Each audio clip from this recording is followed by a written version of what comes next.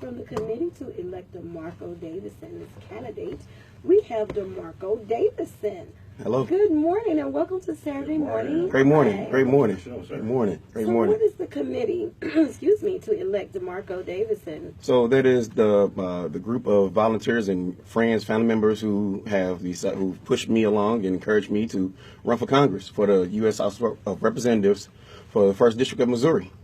Wonderful. And how do you feel about that? So it definitely is life changing. Is easily one of the biggest opportunities of my life. At the same time, I'm ready for it though, and I've been preparing for it. I did not grow up thinking that I would be a politician or get directly into politics of this nature. But as growing up in St. Louis, you quickly learn that many things are political, and it's a matter of who has the say so, who has the voice, and who is controlling the narrative. And you know, I have to commend you on that because a lot of people don't involve themselves in politics as a result because they don't want to understand it. Mm-hmm. And secondly, it's so much red tape. Yes. And so many, layers of onions to peel through. Right. So is that how you initially thought of things too? Oh, definitely. When I think of politics, one, you have to understand that many things are directly connected. And that's a challenge to see sometimes because I went to school at University of Missouri-Rolla and have a degree in engineering management. So that's more the business people side of engineering. Right.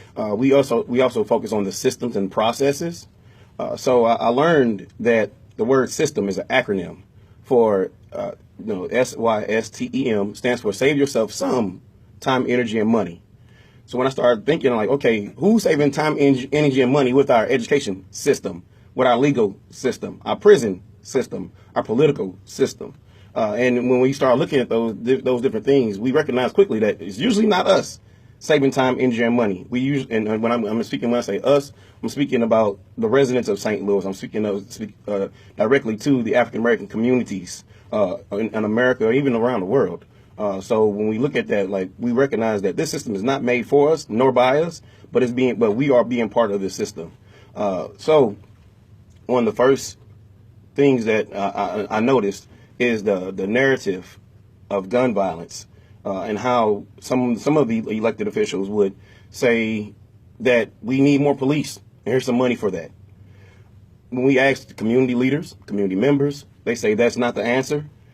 So why are our leaders that we elect, that we pay, that we pay with our taxes, why are they still saying these same narratives? Mm-hmm. And then we hear our African American leaders, we hear their words coming out the mouths of our governor, of our mayors, and when we hear this false narrative or this ill-fated narrative, mm-hmm. That was an alarm for me.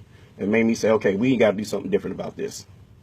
If I may say, I think I read where you, and I'm not trying to put words in your mouth. No, that's fine. A lot of our elected officials are not getting on the front lines when things happen in the community, for example. Yes. I'm not saying that they were not, but the mm-hmm. background, unrest. Yes. And any other things that go on.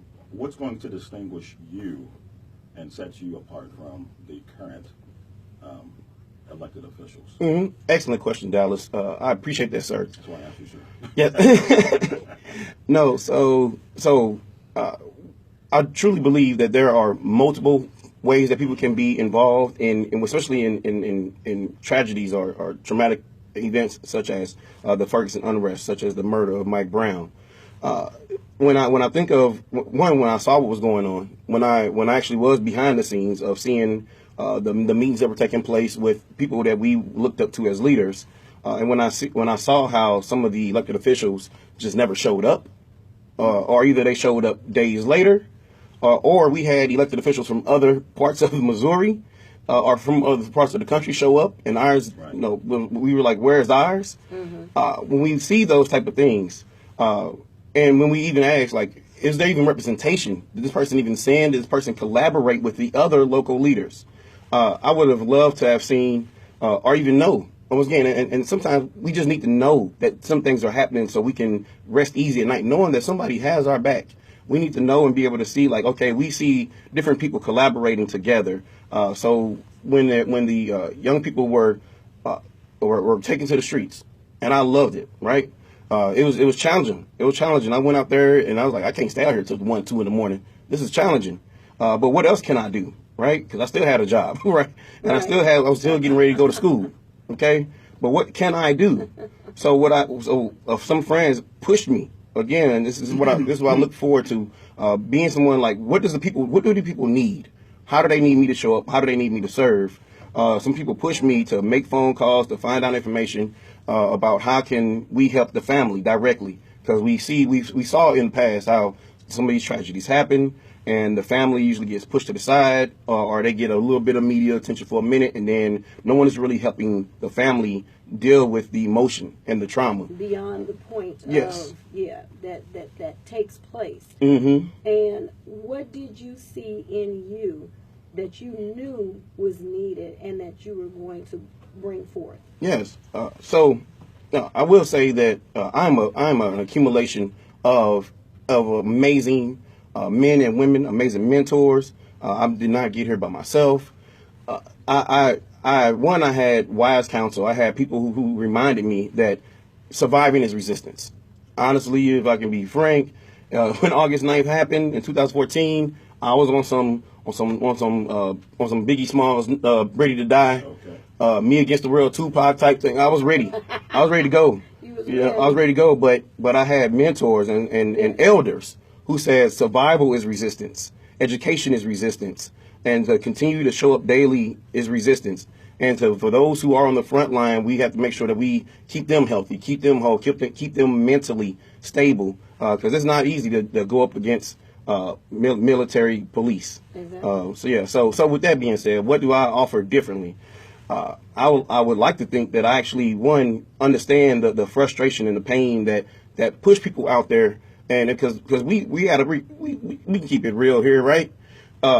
We knew things were bad in St. Louis, mm-hmm. but it was the blood of Michael Brown that uncovered so many other atrocities in St. Louis. And when it happened in Ferguson, everybody was like, Ferguson? Like, you know what I mean? This didn't happen in St. Louis. This didn't happen in Pine Line. This happened somewhere else where we know the police were that much worse at that point in time. So it shocked people. You mentioned you noticed the silence and the absence of the elected officials. Yes. Unless it is election time. Why is that? And I'm going to throw you in here. Yes. You need to defend yourself. Yes. Why is that the only time we hear from you all? So one, I'm not elected official yet, but I do not know why that is the only time we hear from them. I would love to think that they working behind the scenes. They're collaborating with others. They doing work. Maybe they super swamped. Maybe they busy. Maybe they trying to raise money. I don't know why some are. But then I see some elected officials like Cora Faith Walker, like Bruce Franks, and several others who are constantly still involved in the communities they serve while being away at Jefferson City too. Will you consistently or on a regular basis keep or establish, let's say, a town hall meeting somewhere where the people can come yes. and engage with you one-on-one? Yes. And listen to what their concerns are, and because a lot of times the people will tell you what it is that they're concerned about and what they want done, but the official does his own thing. Yes, yeah, yes, and that's honestly disturbing to me. We are, especially for those who have the title in front of them, representative. Mm-hmm. You're supposed to represent what the people want, what the people are asking for, and if you need help, let us know. Let the people know. Let the community know. Right now, we see that there's an issue with some of the health clinic facilities being funded. They have been discussing, letting them know that because of this current administration that's in the office, they're affecting our local health clinics. So what does the community need to do? How can the community step up? How can the churches help out? How can the fraternal organizations, the Masons, what do you need us to do to make sure that these clinics are still receiving the service and the support they need to help those that are in our communities? So tell me, what do you plan to bring to District 1? So yeah, so let's map out what District 1 is first. Yeah. So it's all of St. Louis City. So from the 1st Ward to 28th Ward. Then is the really the Democratic portion of North County. So that's the Ferguson, Florissant, Hazelwood, Kinloch, Berkeley, Jennings, Pine Line, Overland, U City area too. So one of the reasons why one of my key slogans is from St. Louis for St. Louis. My family is spread out through all of St. Louis, from the north side to the south side, from North County, Riverview area included. So one, I bring a home feel to this office to make, and so I know the people who are doing the work, and I am extremely excited to encourage and nurture and educate young people to get involved in the political process early on. When I look at examples like Kansas City, Missouri, not that far from here. They have a political climate, a culture where they encourage and develop programs and provide extra support in schools to teach civics, to teach this is what an alderman does, to teach this is what a city council person does. And that's why we have somebody who is Jermaine Reed. We were in college at the same time. He's running for mayor now in Kansas City. So he's also has had years of political experience too. So I would love to work with the youth. Would love to work with the schools to increase political savviness, so we can have a better informed leadership. And I think that that's important too. I think the kids in school, you know how they have those mock juries? Yes. So that they can learn how to be in a court situation. Yes. I think they need to also do that with politics. Yes. So that they're growing into understanding what it is about, that it is about them, and that when they turn 18, they're looking forward to registering to vote. Yes. So that they can make a difference. Yes. My friends and I, Rasheen Aldrich, he placed the question on Facebook. He's a committee man of the 5th Ward of St. Louis City, incredible leader.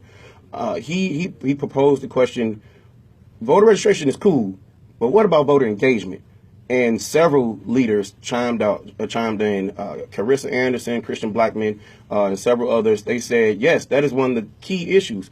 One of the reasons why we usually only hear politicians during election time is because they're hoping to do this voter registration, and they're hoping that they can survive off of the statistic that says if you help somebody register to vote, then most likely they'll vote for you. We want to focus on voter engagement, keeping them engaged all year round. Now, at the same time, we have to be mindful and once again, be real with ourselves. When you're dealing with the systemic issues in our neighborhoods, it is challenging to keep track of what's going on in Jefferson City or in D.C. All year round. It's challenging. So I would like to help us focus on one neighborhood at a time, one block at a time. So yes. Good. You're going against the clay machine. That's what people tell me. Okay. Now, just by looking at you and listening to you and the fact that you are an alum of the Hawk. Yes. That does not intimidate you, does it? None at all. Okay. How are you going to, I guess, counter that? Or, for example, when Barack Obama ran in his first election. Yes. When the mud and the dirt was thrown at him, the one thing that I thought was fantastic about him was he responded to none of it. Yes. He stayed on a positive course and talked about what he was going to do. He never played into that. What is your strategy? Yes. So I served and worked on the Obama campaign in 2008 here in St. Louis, where I helped organize the 3rd, 4th, 5th, 19th, and 21st wards. I also helped open up some of the offices in the county. I absolutely love what Obama did as far as the campaign or election was concerned. And I share with people. Now, sometimes I jokingly share with people, but I'm not running against Clay. I really am running against myself. Right. Now, at the same time, I have to be sure that I pay respect to the Clay family. Lacey Clay Sr. was the first politician I ever really met when I took a trip to D.C. my junior year of high school. So that's that. And the fact that Representative Clay has been in office for 18 years. So they've had the playbook on what is a St. Louis congressperson is supposed to be, look like, and do in their family safe for almost 50 years. And you're introducing a new playbook. Yes. So, and once again, I have to be respectful of that, right? I have to be respectful of that. And I agree with you. I appreciate, respect the trail that they have blazed. Yes. But new thinking, new minds, new energy. Yes. I didn't think you was to stay there till death did you part. Right. You should want to have people mentoring under you so that you could pass the baton. Yes. And because things in society change, the mindset, the technology, everything changes. Yes. Unfortunately, everyone doesn't change the same way. Not at all. At the same rate. Right. And I think you need to move aside. Still mentoring, still being viable, but not always having to still be in charge. Exactly. I love how you think. You're hired. His question. Would you welcome his input as the new congressman? Oh, most definitely. I would definitely value his input. I mean, he's an elder, to be honest. Like, let's keep it 100 again. He's an elder, and this is one of the challenges. This is one of the challenges. Anyone who is running against a Clay, right, will have zero experience in Congress. So I want to be clear. Like, this is going to be a challenge, right? And that's one. I understand. Like, this is going to be one of the things that people say, "Oh, you don't have any experience." Well, anyone who attempts to get in there. Everyone who's never served as a representative has zero experience as a representative. But what I do have experience in is bridging gaps. That's what I was going to ask. Yes. So, like a brief resume of your political background. Yes, definitely. So not only working behind the scenes on different political campaigns, but also working within different organizations. I am a member of Kappa Alpha Psi Fraternity Incorporated. And I actually have served as the regional vice president of my fraternity, where I was responsible for all of the undergraduate chapters in Missouri, Oklahoma, Colorado, Nebraska, Kansas, and a little piece of Arkansas. Wow. And that was in college, while also starting businesses and being part of organizations like National Society of Black Engineers.